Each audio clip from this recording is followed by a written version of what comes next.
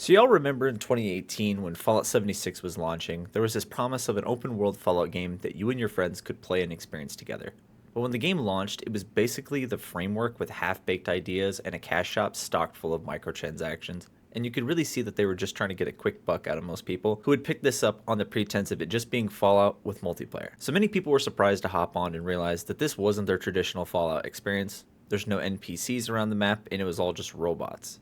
The NPCs wouldn't come later until the form of an update called the Wastelanders. But for most people, the damage was already done. The version of Fallout 76 that many people are going to remember is the memed on and downright laughable state that the game launched in. But the game that many people are going to experience today is a vastly improved product since then. By all means, it's not perfect, but unlike a lot of other live service titles to be released in the past couple years, Fallout 76 is still kicking and pushing out new content for its game in the forms of seasons as well as expeditions that take you to new areas of the wasteland. Like many of you, after the release of the excellent Fallout TV show, I wanted to hop back into the world of Fallout, and with 76 being the most recent, I wanted to hop back in and play the game again. Now, I did play this a little bit this past summer, but I didn't get too deep, and I wanted to look back with a retrospective look as tons of new players are joining and playing the game for the first time. Now, I would normally have played Fallout 4, but I'm waiting on the next gen update that is coming out April 25th, so I figured 76 would tie me over till then, or one of the many other Fallout games that you can pick up on Steam, as well as all of them being available on Game Pass.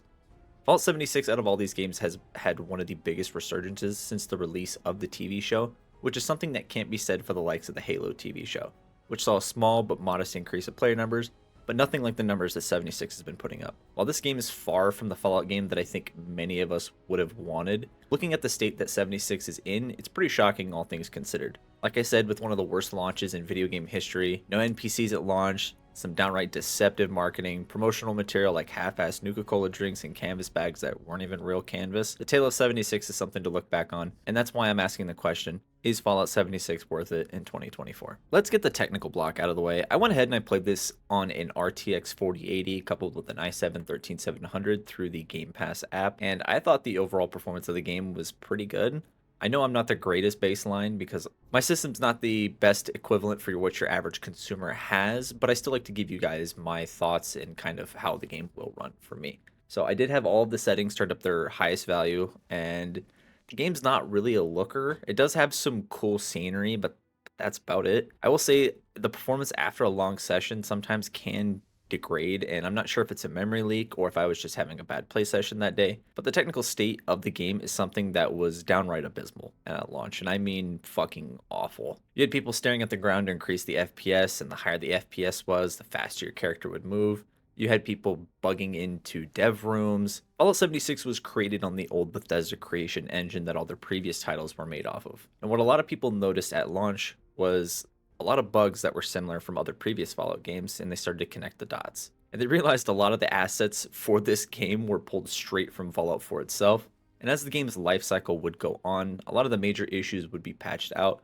But if you do want a funny video that chronicles all the weird and wacky shit that happened in Fallout 76, just look up The Fall of 76 by the Internet Historian. You're bound to get a good laugh out of it because that bad boy is nearly 27 minutes long and it is worth nearly every minute. So yes, the Fallout 76 that you're playing today is going to be a vastly different one from that of the one that launched back in 2018. That's right, 2018, 6 years ago.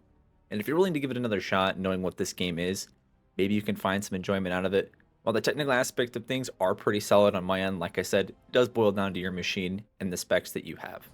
So getting started in the Wasteland, when you enter the world of Fallout 76, you're dropped into a vault like most of the other games. And after you create your character, you're set out into the open world of Appalachia. And here you have the choice of starting with a level 1 character, or you can skip and choose a level 20 character that'll give you a little bit of a build and it gives you a head start, allowing you to jump into more activities. Once you've chosen your option, the game and the direction that it takes is really whatever you would want to do. If you want the more traditional Fallout experience, there is a questline that involves the Raiders and the Foundation, where you try to locate the old remnants of Vault 79 and its rumored treasure stored inside. This was added with the Wastelanders update back in 2020, and while the story isn't riveting, it can be interesting at times, and it was nice to actually have some story content and missions to run through within the game. And it did at times make me feel like I was playing a traditional Fallout game. From here, there's a number of other faction questlines that will slowly open up as you move across the map, and this is something you'll be doing a lot, because these factions aren't all in the same area and they are kind of spread out, with each having their own distinct look and base of operations where a majority of the missions will be carried out from. Like I said, if you're more so the classic Fallout player, you want that classic Fallout experience, this is going to be where the bread and butter of this game is, just wandering around, finding random quests, and seeing where that leads you. At one point, there was a cave I wandered upon, and once I got to the end, there was a locked door.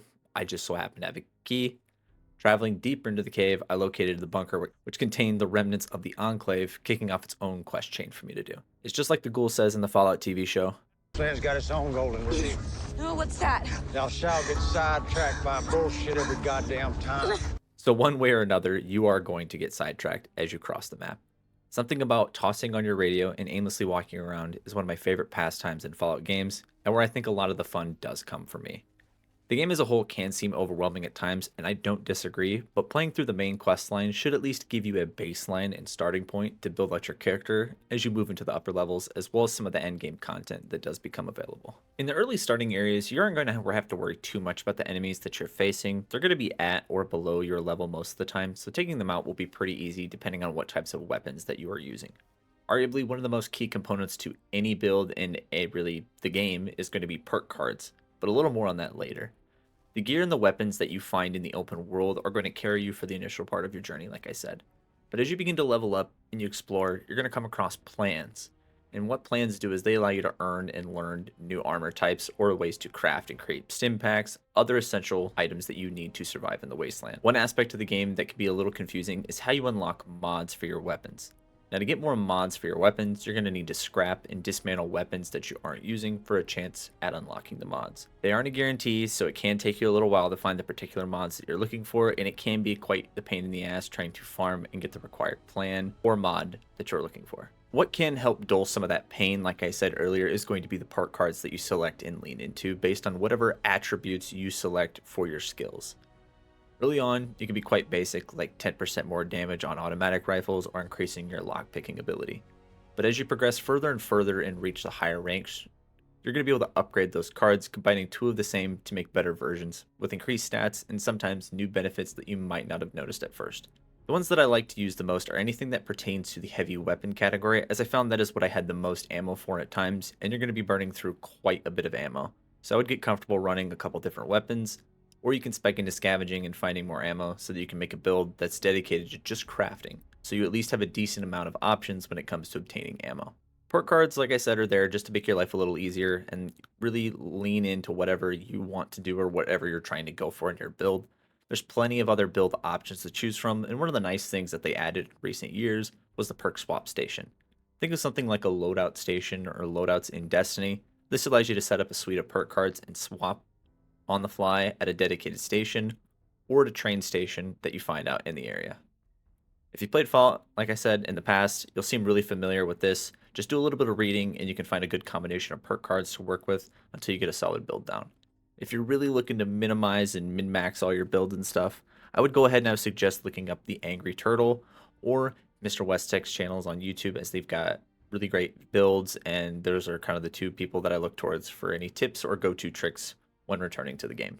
Now, you heard me mention plans and crafting, but the place where you're going to be doing a lot of that crafting is going to be at your camp that you can place within the open world. This camp allows you to build within a certain circle area around where you place that center camp. What you can build in these bases is going to be entirely up to you, but early on, you're going to want basic stations like a weapon workbench as well as an armor bench. These will at least allow you to start modding both your armor and weapons, and there's plenty of other things to put down in your camp. It's essentially going to be your big base of operations, but it's mobile, so if you want to move it, you can. This is going to be the place where you end up storing and showing off all the cool shit you might have acquired over the time, and if you spent any time building in Fallout 4, this is going to be right up your alley, and the building is something that I can find myself losing tons and tons of time to it and materials as well. How you build a lot of stuff at your base, like I said, is going to be finding plans out in the open world, which you can get by completing quests, which have a chance at rewarding you with plans, or you can check out NPC vendors as they also sell them. But your best bet is going to be looking at other players' camps that have vending machines unlocked. What these machines do is allow players to sell items or loot that they might not have any need for, or when the game gives you duplicate plans, I like to toss them in my machine for pretty cheap. So like I said, keep an eye out. You can find some pretty sweet rolls on weapons too, but personally, I wouldn't go crazy blowing all your caps on weapons that you find in these machines. Try to focus on plans and things that are permanent upgrades or unlocks instead of taking a chance on a weapon.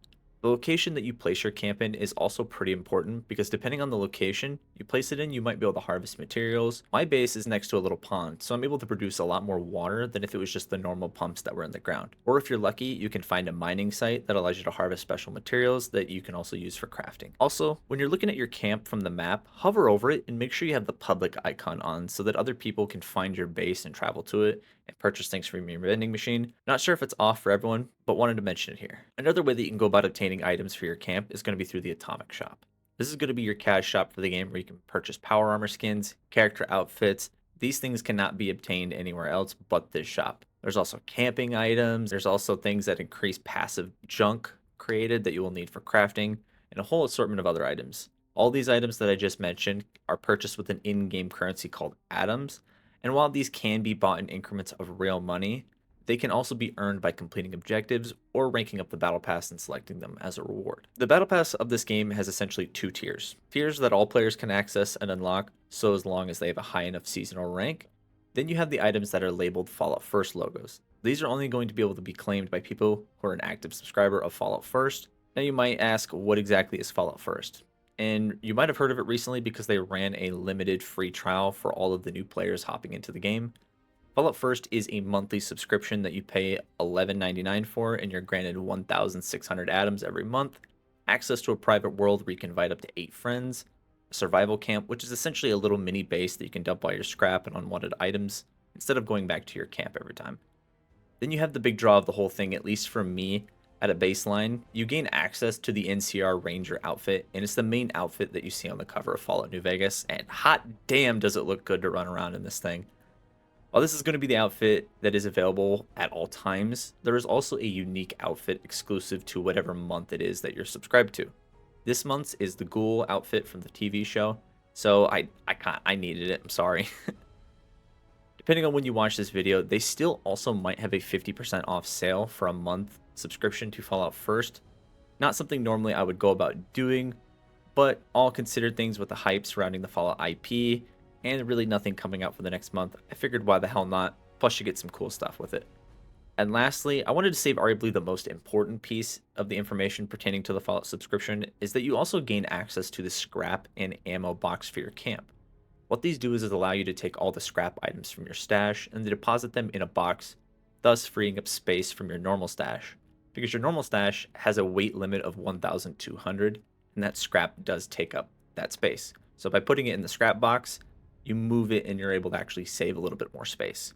While it might seem silly because I used to think that when your subscription to Fallout First expires, you would lose access to the stash box. I was partially right. When your subscription relapses, you're actually not able to deposit any more items in the box, but anything that you did place in that box is still going to be accessible and used for crafting purposes, which is not something I was aware of until the most recent trial. So like I said, it wouldn't be something I would normally recommend purchasing, but if you find yourself wanting some cool outfits from the Fallout lore, and to get some atoms to help kickstart your journey, I would look into seeing if it's half priced, or keep an eye out on Fallout 76's Twitter, as they sometimes do Fallout First free trial weekends.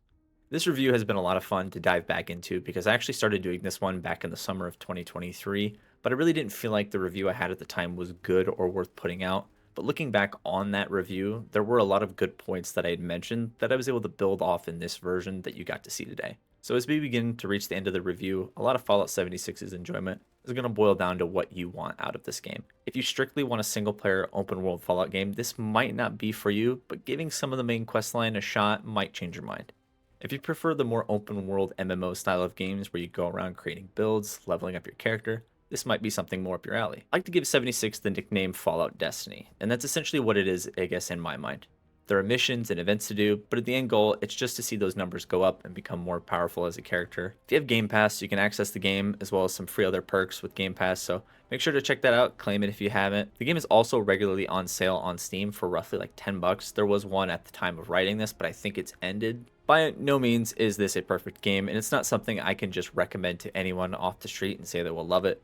There's going to be a bit of time commitment in understanding how to unlock certain items or how you collect mods more often than not, I was looking up a YouTube video which would at times take me to unexplored parts of the map, which I neglected to, so it wasn't at all a bad experience, I guess. The PC performance, for the most part, was something I didn't have an issue with outside of a few crashes here and there. One thing I would love for them to add in the future is the ability for crossplay or cross-save, as this is one of the few Xbox titles that isn't play anywhere, so your Xbox and PC saves are going to be two entirely different saves. I know it was discussed at some point in the past, but with the resurgence of Fallout 76, it might be something that they want to look back at and maybe revisit sooner rather than later. So at the end of the day, I think if you've got nothing better to do and are looking to play a Fallout game with your friends, you can pick it up at a reasonable price. 76 is worth it in 2024. Yeah, the Atomic Shop and Fallout First royally suck, but I try not to let those things get in my way of the overall enjoyment and experience of the game. Considering it did come out in 2018 and it's still kicking, they must be doing something right. If you did make it this far, I just want to say thank you for taking the time out of your day, and this has been my review for Fallout 76 in 2024. Thank you for watching. In Vault 76, our future begins.